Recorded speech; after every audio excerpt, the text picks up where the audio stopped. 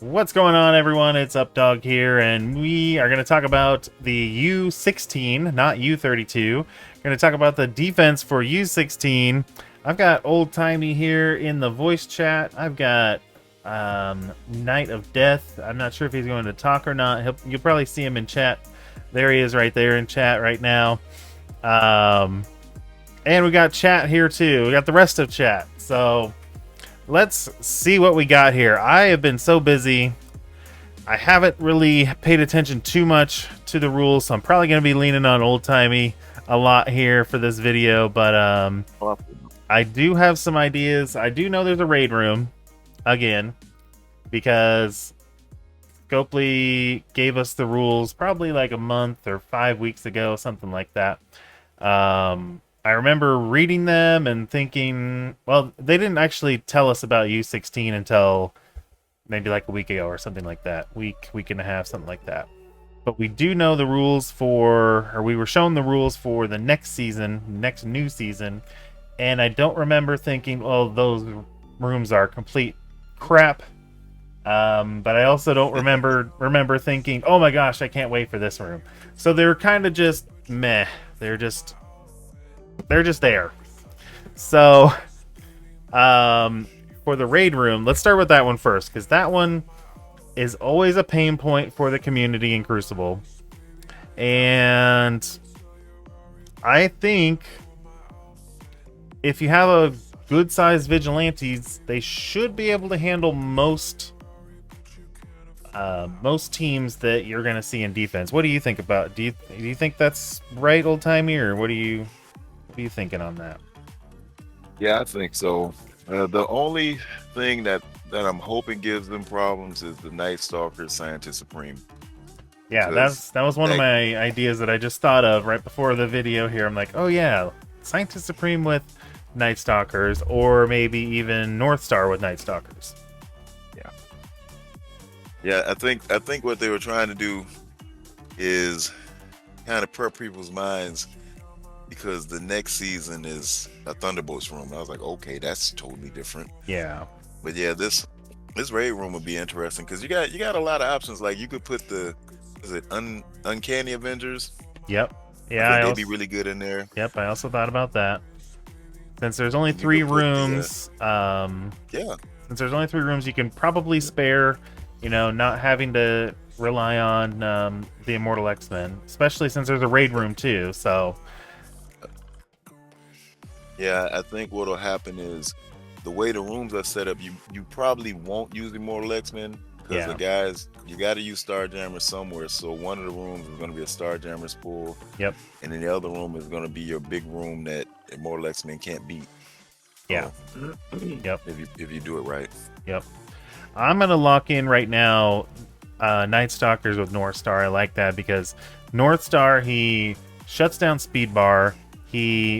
Which is kind of, the second part is kind of counterintuitive to the Night Stalkers, which he doesn't allow slow.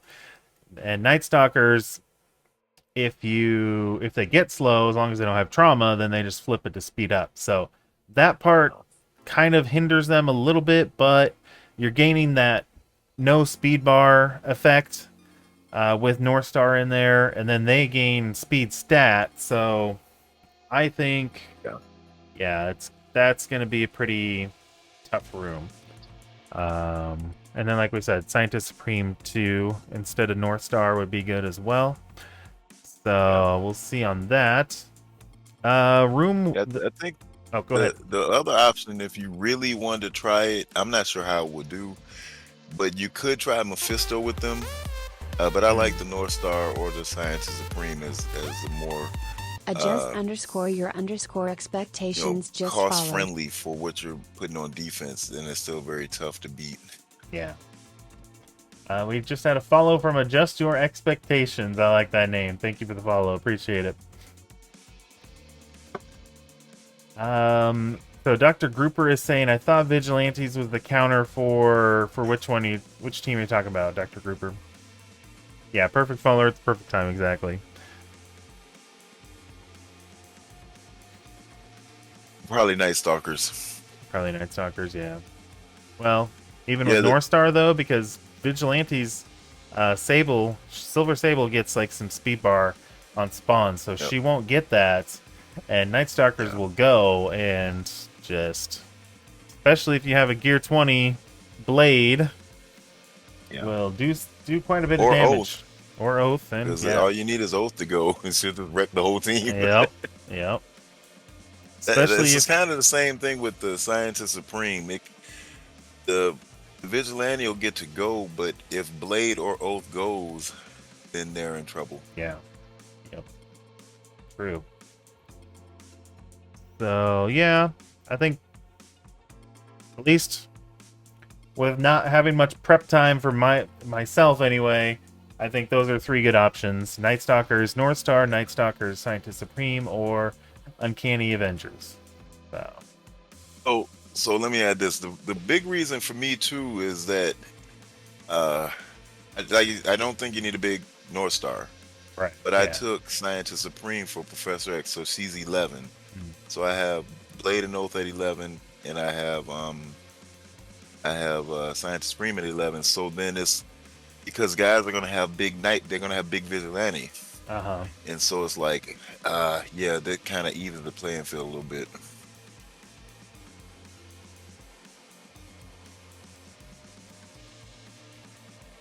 Yeah, so that's where the North Star could be tricky, and that's where the Scientist Supreme could be tricky. Yep. And if they shut down Blade, you have an Oath.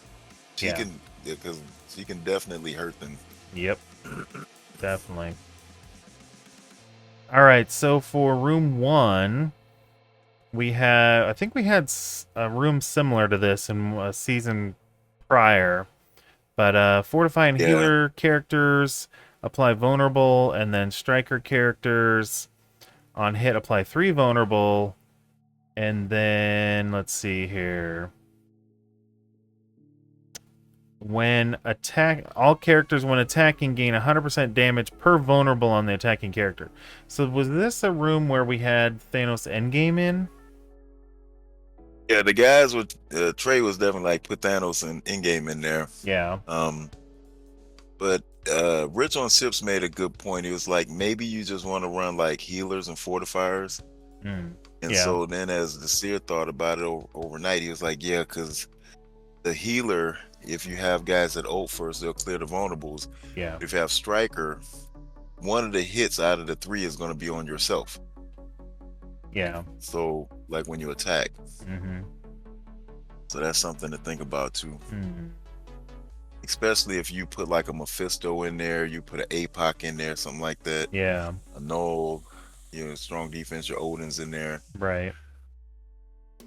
So what do you think? What are you thinking about running in this room? I took Black Knight to 11, so I have Black Knight, Shadow King, Emma X, Odin, and Professor X. Gotcha.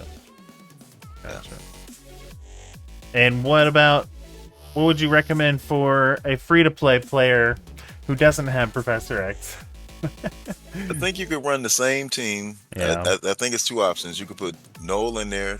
That makes it strong because we've seen how that works. Yep. You could put APOC in there. That was a suggestion. Ridiculous said you could actually put Kahori in there. That's a thought. And you could just run Mephisto and Noel if you want to keep your Odin on offense. I think Phoenix Force and the Annihilators could be strong in there. Once again, because the end game. Yep. And if you wanted to, might still get probably beat by Starjammers, but you could do like Phoenix Force and Illuminati. That'd be strong. I do like the idea of Orcus in there. I think that could be a problem because the room is going to be a little different. Yeah. Because the whole thing with the vulnerables. Right. So that's a thought. So if you want to go keep your offense heavy, and you don't have like a Odin yet. Yeah. Gotcha. Okay. Well, so the one problem I see with Annihilators is, so you kind of want your team to get vulnerable. At least that's how I'm kind of interpreting it. And if you have Annihilators, then they don't get vulnerables until the Gladiator drops low. So okay, that's a good maybe point, I mean, you could maybe do like a 2-piece, like a Gladiator and a Thanos, Oh, that's But an idea. Yeah.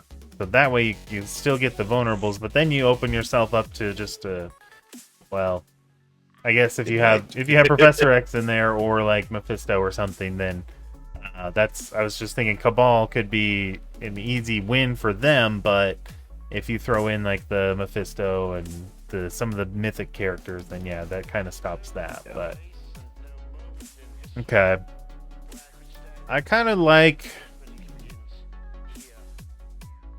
Yeah, I think. Devozen72 just followed. I don't know. Maybe like a Mephisto Orcus? Maybe? Yeah, I think Mephisto could be a problem there because I'm still undecided if I want to put Mephisto in there as well. Maybe Shadow King, Orcus, Mephisto, something like that? I think that, so, like I was saying, if you don't have Professor X, I think if you do like what we're seeing last season, if you have Mephisto, Shadow King, Emma X, I think that three-piece right there makes that room tough. Yeah. You need a tank. Your best tank will probably be Black Knight because he's going to retaliate. Yep. And then like an APOC, because you can really afford to spare him for defense. True. Yeah. I think that's going to be a tough room to beat. So APOC, Black Knight, Emma X. Yeah. Shadow King. Yeah. I like it. Yeah. We'll go with that for now. I might think about that some more. Yeah. So, man, we got a lot of strikers here. Let's make him a raider. All right, there we go. So something I was noticing that kind of helps is if you put your Emma behind Black Knight because they're both heroes. Oh. Because the taunt will go to the other side. Oh, I see what you're saying. And then they'll be able to from hit that Mephisto. 3-pack. Okay. Yeah. Yep. Okay. Yep, that's a good call. And then we might as well do this. There we go. Protect Mephisto a little more. I like that better. Yeah. Cool. Interesting. All right. And then we have room 3. All characters on offense and defense do damage. Oh, yes. Okay. I was reading this earlier. So, do damage that reduces the max health of the target by the same amount. Increase max health and damage by 50%. So, kind of like the room we had last season where it would take away the max health every attack. But just kind of turn the dial up a little bit because you get more health and you get more damage. So, and there was a on death in there. I thought, did they take that out or? Yeah, I don't see anything on death. Okay, they took that out because there was an on death. That's why I wanted Phoenix Force in there. But if they took that out, then that changes some things a bit. I mean, honestly, I kind of like this team in this room. Yeah. Giving more damage to Skrull and health and more damage to Thanos. Maybe take out Pav, though, because he's not really benefiting as much in this room anymore as he was in room 3 for last season. So once again, you can afford to spare Kahori. Yeah, I was just thinking about her. Yeah. Maybe we do this. Something like this, though. We don't have any strike. I'm gonna do Skrull as striker. I think I'm gonna keep this for now. I kind of like this. So the thing is, though, you can make that room like an Immortal X-Men proof using your Annihilators or 3-piece Annihilators. I mean, not Annihilators, Illuminati. Oh. Yeah, true. So that with Phoenix Force could be good. I'm gonna still try the Annihilators Phoenix Force in there, just because I want to make sure it's a Starjammers pool. Yeah. I think they will probably still use Starjammers here instead of the Immortal X-Men. Yeah. They got to use them somewhere. Yeah. Well, I guess Starjammers wouldn't work here so well. So yeah. No, probably force them into 3 and then. Oh. Yeah. Okay. Force them over there. Any other characters or different pieces of teams that you think would be good in here? Well, I'm sticking with those two because guys are going for Professor X, so they're going to be putting like 11 on in game, and then they're going to get to the point where they can put 11. Some of the guys will have 11 on Gladiator and Gore, Yeah. and so that just makes that really tough. Right. Some guys are going to take a Kahori. They've already taken her to 11, so she definitely can be a problem. Yep. I end up taking Hank and Captain Britain to 11, but as thinking about it, I said they could be more powerful on offense. Yeah. You know, especially if you have like a Odin, Noel, and Illuminati. Yep. So some thoughts there, but Odin, Noel, and Mephisto. I mean, a Mephisto, Noel, and Illuminati could be tough too. So it's just kind of hard to call. Yep. I do like Phoenix Force in 3 still, but I think the rules before that I thought I saw it had something on death, and they got like more barrier or something, and it says so it's like okay, they have a revive chance. But here's the thing: when you're looking at this with this setup here, where are you going to use Phoenix Force on offense? True. So yeah, definitely might be a good option for defense. I've always liked Phoenix Force personally on offense, just because if you put them on defense, it's an easy 2-tap at the most, because you can just let Phoenix die, and then she doesn't come back for the second match. So I mean, Phoenix Force can be really good for offense. I think whatever you do in 3, because if you put Mephisto or Odin, or Mephisto, if you want to try Mephisto and Odin in 1, you got a raid room in 2. The 3 is just going to be Starjammers. So whatever you can do to make it so Starjammers can take damage, that's why I think you want to end game. yeah. My hope is that with them being 11, they give War a chance to just go. Yeah. So we'll see. And then maybe they take some Starjammers out. Yep. Cool. Well, old timey. I'm putting them in 1. Putting him in Oh, one. go ahead. Putting Professor X in 1. Yeah. That's where old timey's putting his. Yeah. Yep. Well, old timey, thanks for joining me on the video here, and hopefully that gives you guys out there some ideas for defense. We've got 18 hours left here to get your defense in, so I'm going to be putting this video up real quick. And I've also been trying to find time to stream still on Twitch, so right now I'm streaming on my normal schedule. I'm gonna try and stick to it as best I can. I've been super busy in real life, trying to put out content for you guys still too, so I'll keep it up. And yeah, I guess until next time, spend those resources wisely, everyone, and we will see you in the next one.